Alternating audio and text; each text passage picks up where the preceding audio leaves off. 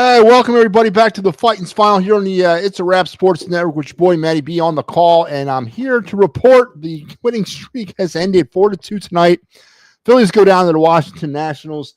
One of those uninspiring Phillies offensive games that we've become way far too accustomed that the Phillies just struggled right out the gates, could not generate any kind of offense, and then their own once again defensive issues plagued this game. That big sixth inning, 4-run sixth inning for the Nationals. Phillies couldn't get anything offensively going and sustained against the Nationals all night.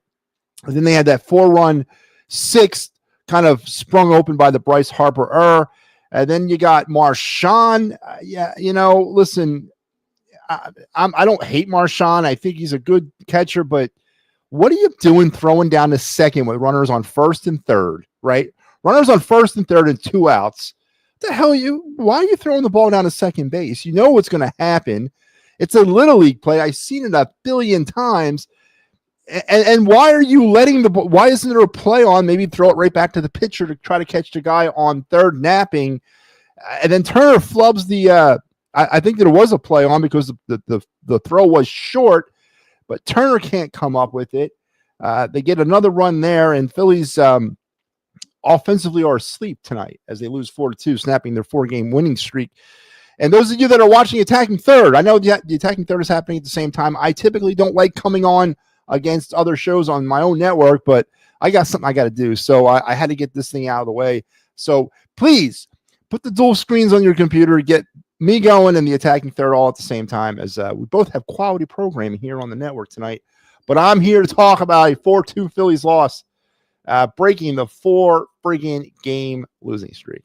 Adam says, "What's up, team? Just looked flat tonight." I don't know, man. I honestly don't know.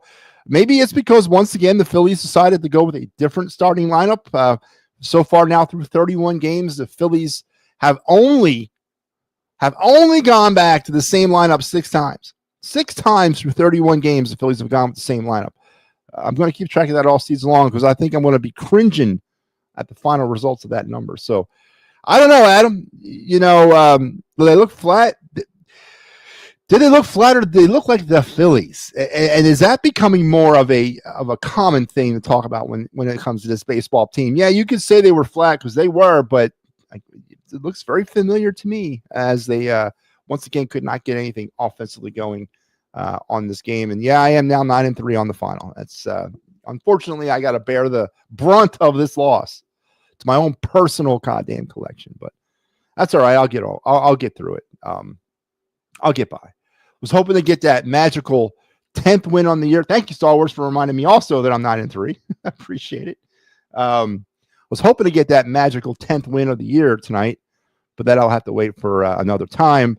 9-3. Thank you. Now you guys got me saying 9-3. 4-2 is your final score, and let's kind of break this thing down a little bit before we get into the box score. Let's talk the positions of baseball, or the facets of the game. Pitching, Taijuan Walker, man, from the very outset of this game, was in it to win it with that really great play where he ran down a ball that was, kind of dribbling between him and first base, and he dives, makes the underhand toss, gets C.J. Abrams by a hair, gets his uniform all dirty like the old days when pitchers would bat and have to slide into bases.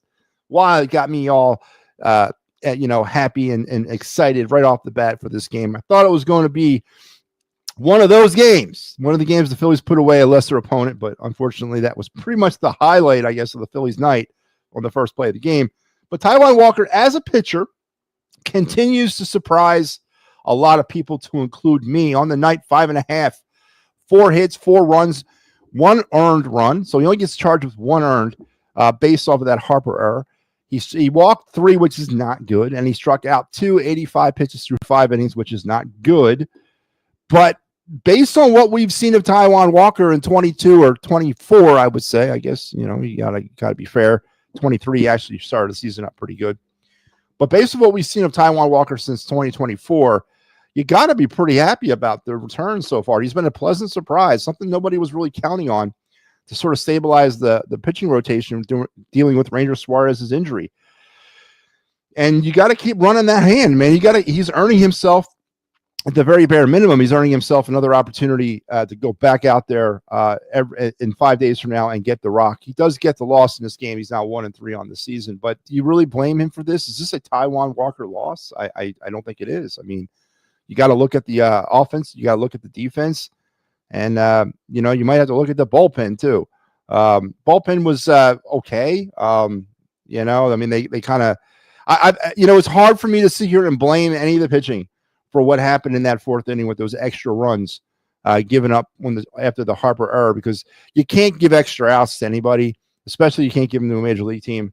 And Harper makes that play. This thing might be a whole different – we might be talking a different story tonight if Harper makes that play at first. But the bullpen – Kerkering is probably the worst pitcher of the night for the Phillies. On the night, Kerkering, he'll get tagged with he only lasted a third of an inning, and he had one strikeout. But he was responsible for some more runs that came across because of Taijuan Walker and the error. So is Kerkering the dim story of the pitching tonight as he continues to struggle? Joe Ross came out and got into some trouble, but pitched out of it, and Hernandez actually pitched really solid in the ninth inning there for the Phillies as they held the Nationals to just 4 runs. But I don't know, man. I'm concerned on many levels with this team, and I've been all season long. But now they're bringing new things to light. They're bringing new issues to bear here. The defense over the last few games, even though they've won majority of these games, their defense is really suspect. And tonight, the Harper error. Which, you know what, the ball was hit pretty hard. He misplayed it.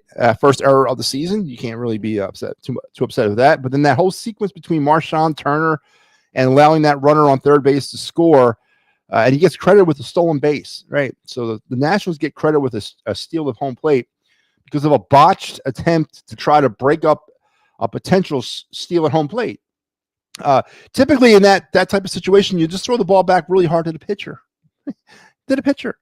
I mean, yeah, I get it. What you're trying to do, you're trying to fake that guys going to second. We're going to try to gun them down. But I didn't think you had to go to short. You had Turner running in. You could have went right back to the pitcher. And who cares if the feint doesn't work? I'm not concerned about that runner going to second. I'm concerned about that runner on third. And what happened was a bunch of clownery. Once again, Trey Turner's defense leaves a lot to be imagined. But the Phillies lose tonight 4-2. And not good at all. Sixth inning was a bad inning. Yeah, it was. Taijuan kind of fell apart there in the sixth. Stuff was getting up, stuff was getting hit, but then the error. That was the big part of that sixth inning. And you really, again, I can't sit here and blame Taijuan Walker for. I can blame him for some of it, but I can't blame it for all, because maybe Harper makes that play. We're talking a different thing. Marchand is not. Marchand is not it for the backup catcher. It appears that way, but he doesn't play at all. And I know the role of a backup catcher is to come in off that bench and give the best effort he possibly can on very limited notice and very limited reps. And he's got to take advantage of those reps. Offensively, he struggled tonight at the plate, of course, making the final out of the game. And defensively, I just don't understand that play, man. I don't understand that play, that whole sequence there. And maybe it wasn't a fake. Maybe Marchand just threw the ball wide and short. It had to be a fake play. It had to be a play because I've seen it a billion times. But I've also seen that play go right back to the pitcher, because you don't really care, or you shouldn't be too concerned about that runner on first in that situation. Late in the game, you're trying to keep runs off the board. You're trying to mitigate damage. Who gives a damn with 2 outs with that runner going down to second base? And that was just a bad fundamental play by the Phillies. Where have we heard that before? So let's get into the box scores. Here we go. The Phillies would finish the night with 2 runs. The Nationals 4 runs on 6 hits. Phillies 2 runs, 9 hits, and 1 error. So the Phillies out hit the Nationals 9-6, but once again could not capitalize and failed to score anything but 2 runs. Offensively for the Phillies, your standout Castellanos 2 for 4 tonight with an RBI as he kind of started. He's been hitting the ball lately pretty hard. And now tonight it seemed to be finding its way down on the ground. And that's it. Really, that's all that I can sit here and tell you. That was an offensive stalwart for the Phillies, as they were really kind of limited. Castellanos had one of the RBIs, and Bohm had another one, as Bohm was 1 for 4 tonight. But he continues to struggle as well. So yeah, that's I really can't get more into offense. I guess we can talk negative offense. Well, Trey Turner was 3 for 4. Geez, when I missed that one. Trey Turner was 3 for 4, but again, the defensive struggles continue for him. Harper 1 for 4. Schwarber was 0 for 3 tonight. Had multiple big opportunities for him. I think about the bases loaded situation there to try to open things up. Failed there. They put him in the optimal spot, but he couldn't deliver. Just again, a all too familiar offensive night for the Phillies. I forgot Trey Turner was 3 for 4 tonight, and he did score a run. But I guess he gets overshadowed by his defense for me. For the Nationals, it was, I guess, Garcia 2 for 4 with the stolen base of home. He had an RBI as well. Scored a run as well with that stolen base. Was your offensive standout? The rest of the Nationals, they only held to 6 hits. Taijuan Walker and the bullpen did their jobs. So, they did. They only held the Nationals to 6 hits, and Phillies just couldn't get anything going offensively for themselves. Not an offensive type of game tonight. It was very boring. Walker, we already went over his line. Kerkering, we already went his line. Ross, 2 innings, 1 hit, 1 walk, 1 strikeout. Hernandez, one inning, a hit, and that's that. For the Nationals, Lord gets the win, 1-3. Came into the game with an ERA north of 5, but he was once again pitching like Cy Young because that's what the Phillies offense does to pitchers like that. 5 innings, 6 hits, 2 runs. They were earned a walk and 4 strikeouts. Ferrier, Lopez, and Finnegan finish it up for the Nationals. Finnegan gets to save his 10th of the season, and the Phillies on the night left 7 runners on base. Nationals left 8. The Phillies were 2 for 9 with runners in scoring position. The Nationals were 2 for 8, and the Nationals also swiped 3 bases off the Phillies, where the Phillies did not swipe any bases, as Marchand was pretty ineffective when trying to throw out runners, and then really, really ineffective trying to execute a fake play, I guess. I'm going to say it was a play. I got to hang my hat on that, because if it wasn't, it was just a terrible throw. And I can't imagine that a major league catcher would make that type of throw. But all that results in the Phillies a 4-2 win, 4-2 loss here tonight at the hands of the Washington Nationals. Schwarber extended his on-base streak. Yeah. But boy, I really wish in that situation where he came up with the bases loaded, it would have been a little bit better. You kind of served that up to him on a silver platter, and he couldn't really deliver. So congratulations that he extends his streak. But as I mentioned earlier, right now, currently on the network, you got the Attacking Third happening along with me. So please make sure you head over there, dual screen, watch both, enjoy it. We'll have some fun with everything, and I'll try to get off here because I'm not going to be on here much longer, because there's nothing really much for me to get excited about or break down. This game was pretty much in your face and pretty much told the story tonight, 4-2. A quick game, a very quick game. So there you go. Let's now move on to our Broad Street Bottom Line.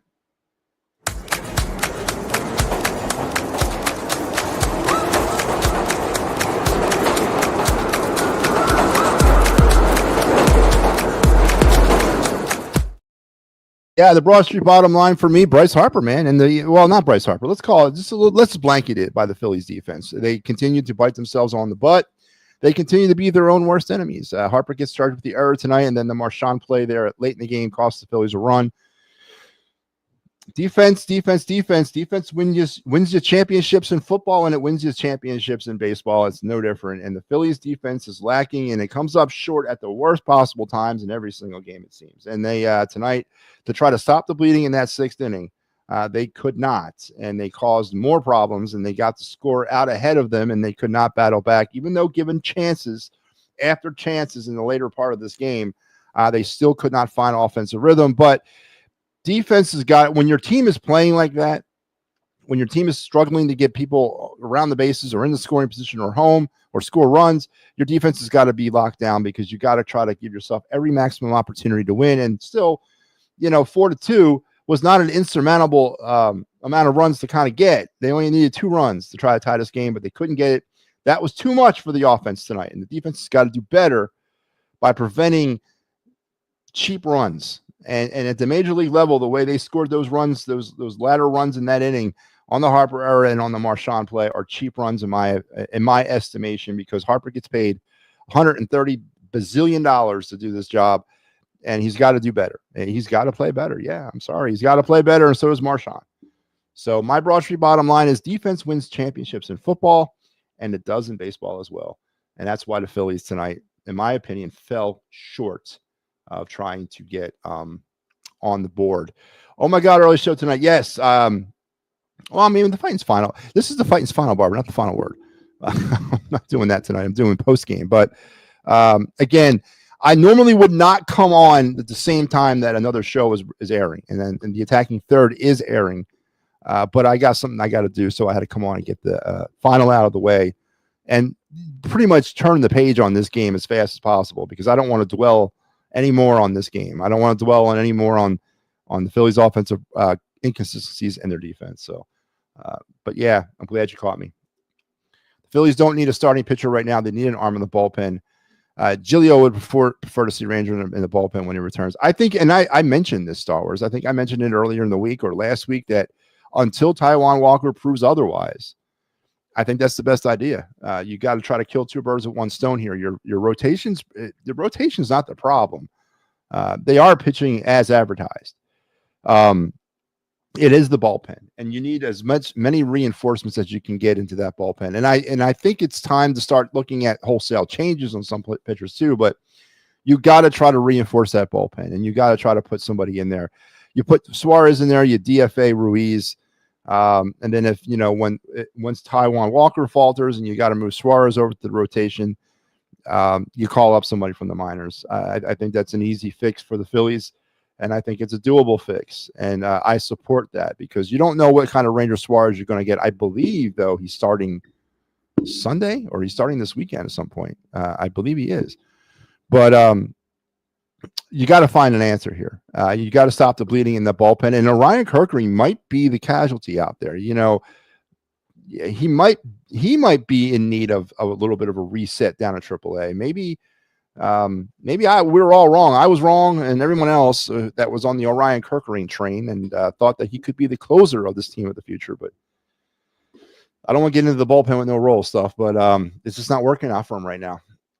These games against bad teams don't do anything for me. It's hard to watch. Yeah, the pitcher Lord for the Nationals came into this game with an ERA over 5, and the Phillies got 9 hits but could not score more than 2 piddly runs. It's frustrating, but it's an all too familiar scenario, Barbara, with this team. It's all too familiar with a team that allegedly has World Series expectations. You never know what you're going to get from them. And this has been sort of their MO. So not a good way to start off the month of May. We mentioned it last night on the final word. May is the month you get momentum. May is the month you start pushing ahead a little bit, building some confidence in yourself as individual players and in your team as well. But that is not the way to get that month started. Bryce Harper slump all year so far.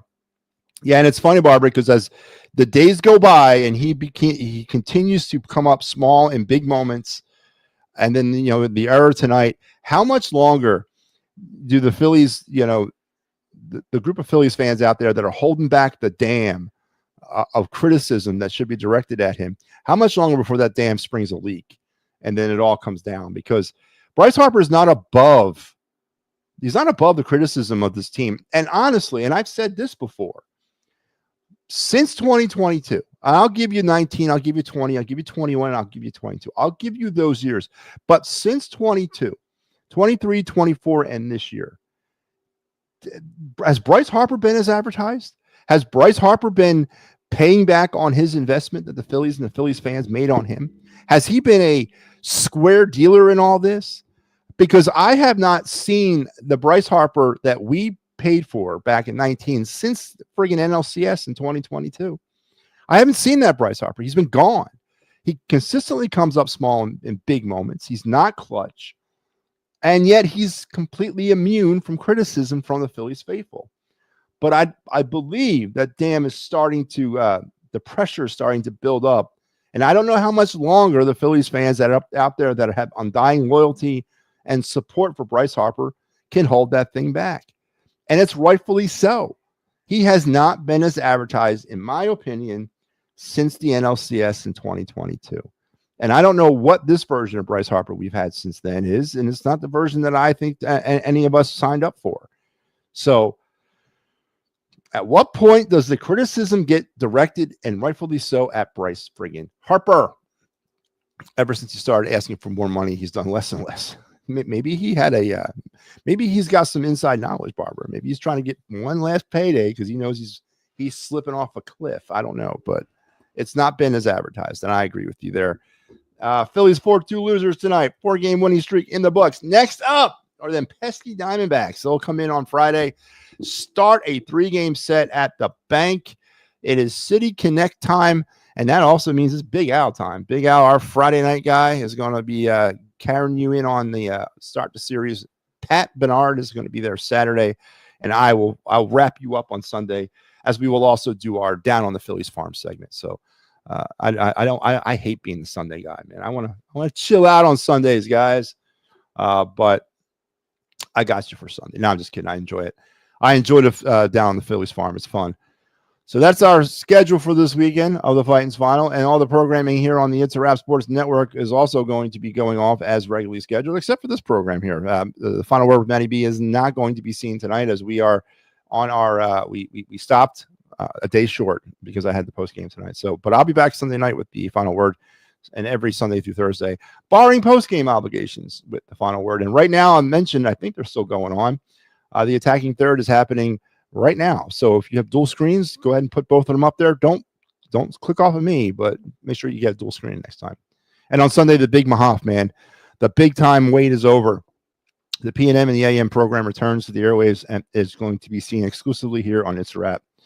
And Pat, Mike, and Big Al producing are going to bring you the best that they got. I don't know if that's good enough, but they're going to try it on Sunday. But we're really looking forward to that. It's going to be very fun. Al, clean up on aisle 5. Oh, yeah. Well, I don't listen, Barbara. To Al's defense, and I haven't really heard him go into the Emporium lately. He's been pretty much. I think he's coming around to some reality. I think he's. But I'm not going to speak for him. Of course, I'll let him do the talking tomorrow night when he's on. But I think Al's not buying the smoke and mirrors anymore either. For the most part, he's starting to see what this team really is, and it's not. It's hard because we're 31 games into the season, and I'm not saying I don't think any of us are giving up. And any of us are saying that it's over. It's not. It's just right now, the way this team is constructed, I know I don't see much of an October run.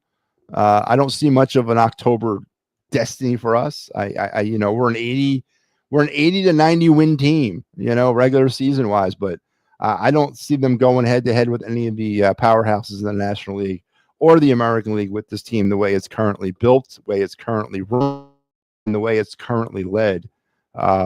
Because these problems are just too systematic, and I don't know why it's the way it is, man. Why is this? Why can't we fix these problems with this team? It's been years, man, years and years.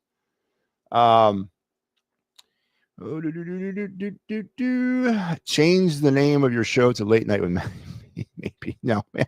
Come on, Barbara. I don't want to come off and say, "Hey, what's going on, everybody?" And welcome to Late Nights with Matty B.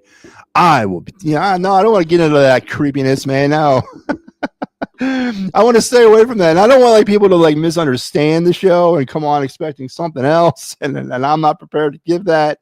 I don't want to be put on that island either. I like the Final Word. The story around the Final Word. It's a funny one. I'll give it to you real quick. So when the EOP thing ended, and we were all scrambling around trying to figure out what we were going to do. My initial plan was just to launch a show. I was just going to do It's a Wrap with Matty B. That was the show. I was going to be on my YouTube channel, and that was all it was going to come on at, Sunday through Thursday at 10 o'clock. And just going to be that. But then I got to thinking, I said, you know what? Why should I sell myself short, man? I'm the CEO type, man. I'm that, I can run a company. I run a business. And, so I scrapped the show idea of It's a Wrap, and I created It's a Wrap Sports and created the Final Word as one of the shows in that network. So it took a lot of thought, man. I had a lot of thought around what to name the show, and I knew I wanted to center on the nights because I'm not a day person. I'm not a morning person. So I wanted to center on the nights, and I figured why not do after post games are over and majority of games have ended, come on at 10 o'clock. Get the real fans out there, involved, and maybe send you off to bedtime thinking happy thoughts. I don't know, but yeah, that's the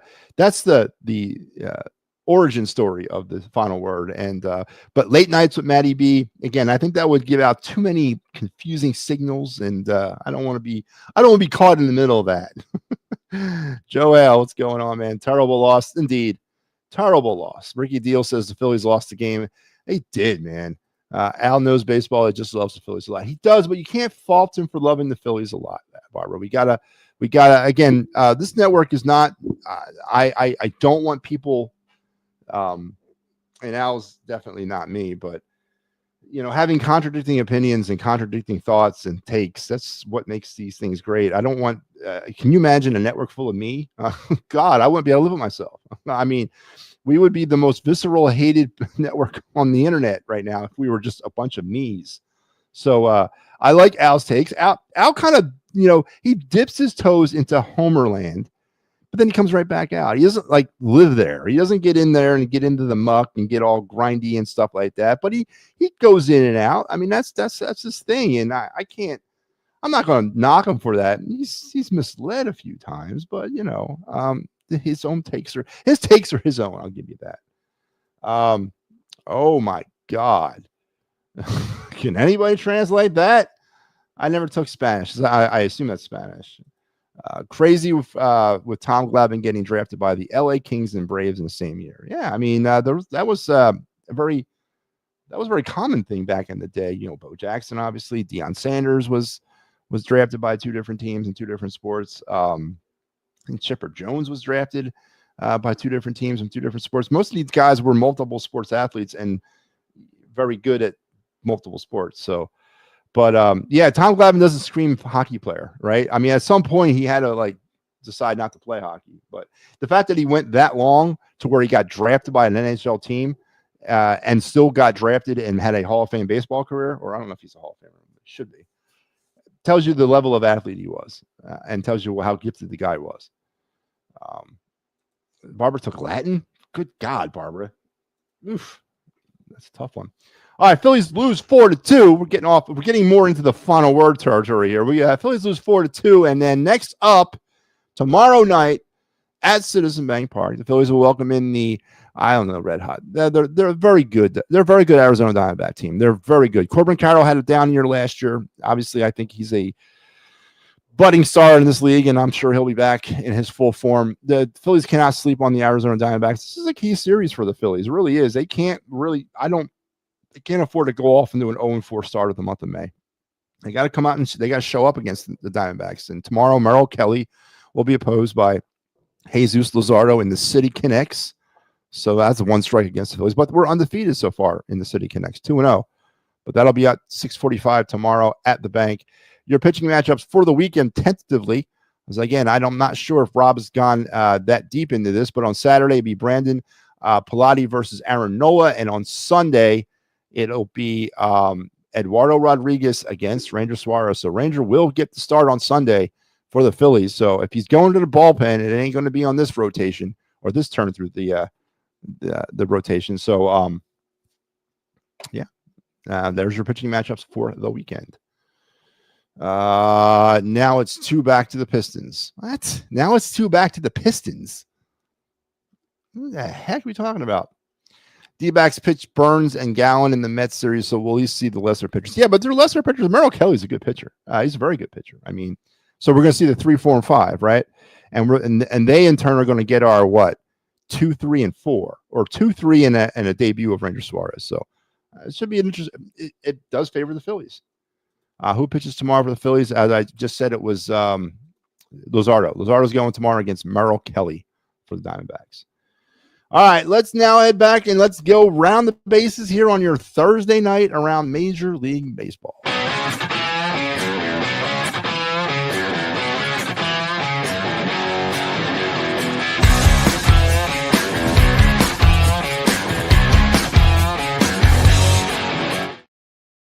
All right, games that are still in progress. Bottom of the second, 1-0 Angels over the Tigers. Top of the second, 1-0 Giants over the Rockies. Games that are now final. 3-0. 8-3 Cubs all over the Pirates. It was 9-1 Reds over the Cardinals. The Diamondbacks did handle the Mets, so we didn't lose any ground tonight. So the Mets lost 4-2 to the Diamondbacks. Now the Diamondbacks will come in, sport the same record as the Phillies are. It was 8-2 Royals over the Rays. It was 4-3 Guardians over the Twins in 10, 8-0 White Sox all over the Brew Crew. And it was Sacramento 3, the Rangers nothing, and Toronto 4, and the Red Sox 2. And there you go. There are your scores on this Thursday night around Major League Baseball. And in Philadelphia, it was 4-2 Nationals over the Phillies. Phillies get the series win. Their 6th of the season. Fail to complete the sweep. Phillies have only swept one team in 2025. They only have one series sweep. They went with another lineup combination tonight. So now the mark sits at 6 times the Phillies have gone with the same lineup through 31 games. 6. Piddly 6 times. There's something to that, folks. We spoke about it last night. Baseball players are very fickle creatures. And when you don't give them some sort of routine and some sort of comfortability, it has detrimental effects. But the Phillies and Rob Thompson believe changing it up daily, essentially, is going to work to go along with the bullpen with no roles. So 6 times through 31 games, the Phillies have used the same lineup, which I am not in favor of, not even a little bit. But tomorrow, the Phillies will welcome in the Diamondbacks in a critical series against a team that looks maybe coming up where the Phillies are coming down. And the Phillies got to not fall into the early May trap. We can't go start the month of May 0-4. You got to find a way to get some wins. Barbara mentioned it. We missed the top 2 Diamondbacks pitchers in the rotation. We got the bot. We got 3, 4, and 5 to deal with. It's winnable combinations because we're going with our 2, 3, and Suarez making his MLB debut for the 2025 season on Sunday. Phillies got to handle their business and find a way to get at least 2 out of 3 in this series. And once again, your Fighting's final lineup for the Diamondback series is as follows. Big Al, our man on Friday nights, Pat the Gobbler Bernard on Saturday, and I got you on Sunday for the rubber match before we head on down to Steinbrenner Field in Tampa to play the Rays at the Yankees spring training facility, which will be the next stop for the Phillies as we will begin our American League scheduled play in 2025 next week with the Rays and Guardians, by the way, as it's not getting any easier for this team as we get into the month of May. And the Phillies did not help themselves tonight by losing a clunker 4-2, where it was the alarming same story for this team. An offense that was asleep and defense that was not up to the challenge of a major league team. 4-2 is your final.